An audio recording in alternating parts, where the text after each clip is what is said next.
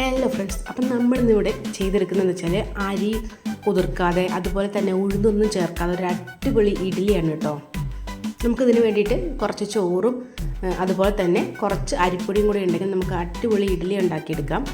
ഉഴുന്നൊന്നും ചേർക്കേണ്ട, പക്ഷെ നല്ല സോഫ്റ്റ് ആയിട്ടുള്ള ഇഡ്ഡലിയാണ്.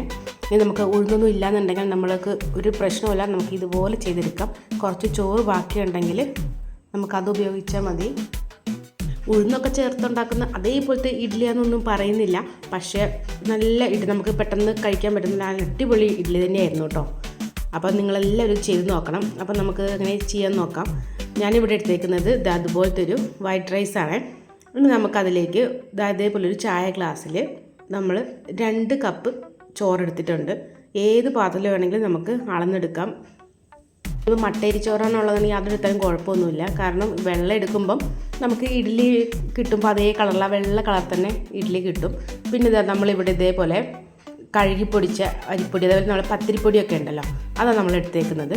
അത് നമുക്ക് നമ്മൾ ഏത് പാത്രത്തിലാണോ നമ്മൾ ചോറ് അളന്നെടുത്തത് അതേ അളവ് തന്നെ നമുക്ക് ഈ അരിപ്പൊടി അളന്നെടുക്കണം. അപ്പം നമ്മൾ 2 ഗ്ലാസ് ചോറാണ് എടുത്തേക്കുന്നത്. അതിലേക്ക് തന്നെ നമുക്ക് 2 ഗ്ലാസ് അരിപ്പൊടിയും കൂടി എടുക്കണം. നമ്മുടെ കയ്യിൽ ഈ പത്തിരിപ്പൊടി ഇല്ല എന്നുണ്ടെങ്കിൽ പിന്നെ പുട്ടുപൊടി എടുത്താലും മതി, പക്ഷേ അതാകുമ്പോൾ നമുക്ക് കുറച്ച് സമയം വെള്ളത്തിൽ കുതിർത്ത് വെച്ചതിന് ശേഷം നമുക്ക് അരച്ചെടുത്താൽ മതിയാകും. പത്തിരിപ്പൊടിയാണെങ്കിൽ നമുക്ക് അപ്പോൾ തന്നെ നമുക്ക് ഇതേപോലെ അരച്ചെടുക്കാം കേട്ടോ.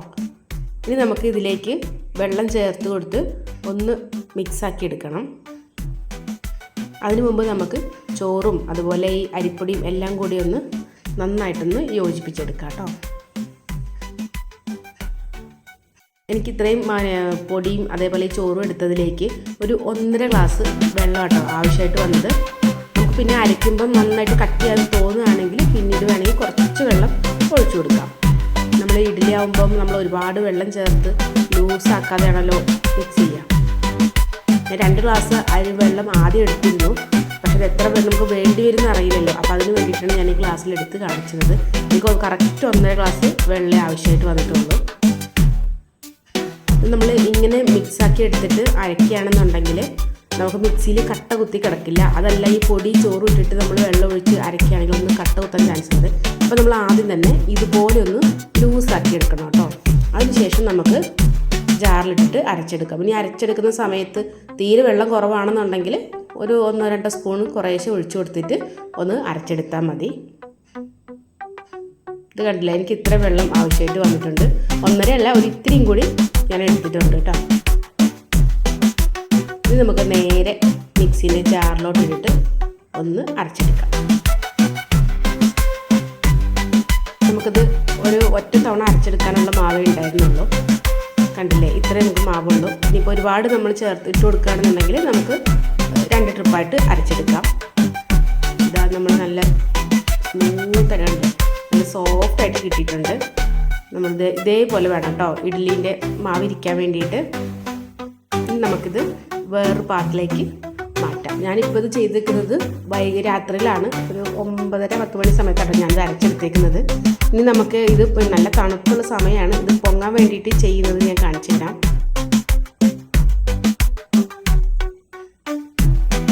നമ്മളിതുപോലെ വേറൊരു പാത്രത്തിലേക്ക് മാറ്റിയതിന് ശേഷം കൈയൊക്കെ കഴുകിയിട്ട് നന്നായിട്ടൊന്നത് ഇളക്കി കൊടുക്കണം. കൈ കൊണ്ട് തന്നെ ഒന്ന് ഇളക്കി മിക്സ് ചെയ്യുകയാണെങ്കിൽ മാവ് പെട്ടെന്ന് പൊങ്ങി വരും.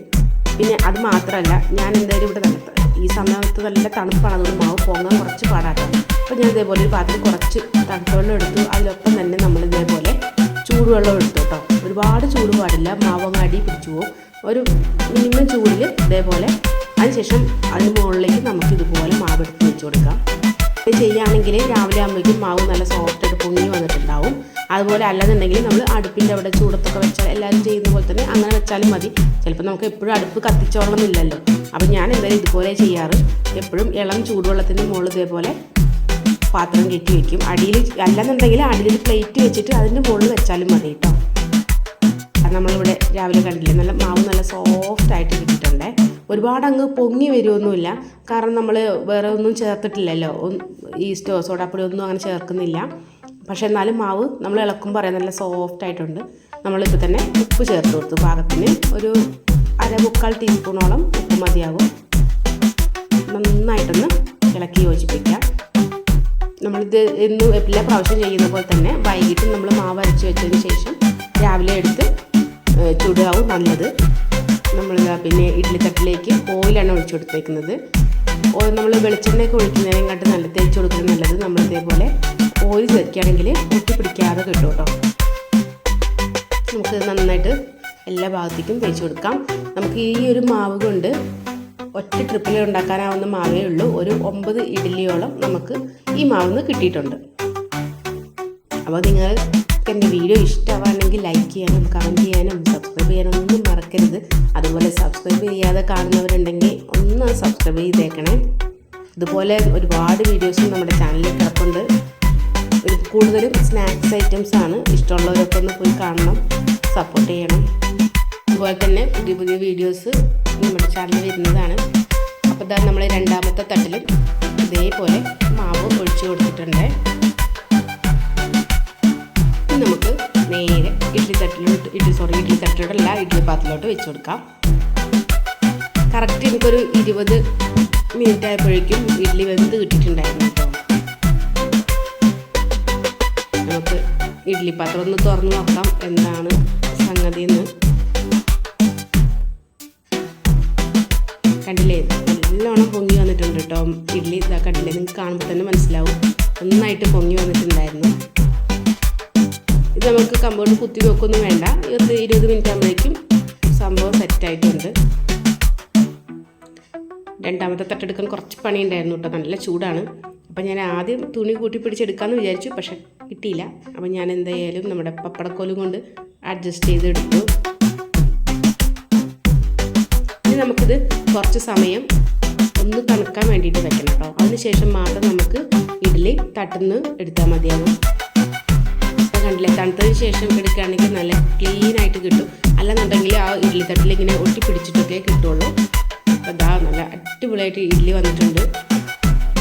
ഇഡ്ഡലി തട്ട് നമ്മൾ എടുക്കുമ്പോൾ തന്നെ ഉണ്ടല്ലോ, അത് ഒന്ന് കമിഴ്ത്തി പിടിച്ചിട്ട് വെള്ളം പൈപ്പ് നന്നായിട്ട് വെള്ളം അടിവശത്ത് കൂടെ നാക്കുകയാണെങ്കിൽ പെട്ടെന്ന് തന്നെ തണുത്ത് കിട്ടും കേട്ടോ.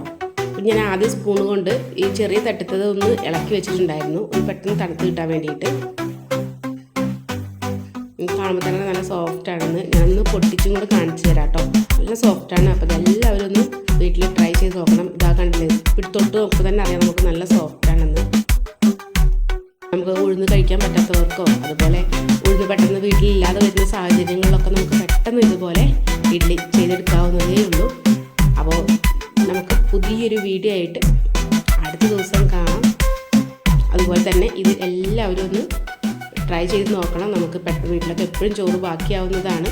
അപ്പോൾ അതെല്ലാവരും ഒന്ന് ട്രൈ ചെയ്ത് നോക്കണം. അപ്പോൾ ഈ വീഡിയോ ഇഷ്ടമാവുകയാണെങ്കിൽ ലൈക്ക് ചെയ്യാനും കമൻറ്റ് ചെയ്യാനും സബ്സ്ക്രൈബ് ചെയ്യാനൊന്നും മറക്കരുത്. അപ്പോൾ പുതിയ വീഡിയോ ആയിട്ട് നാളെ കാണാം. Okay, tata, by.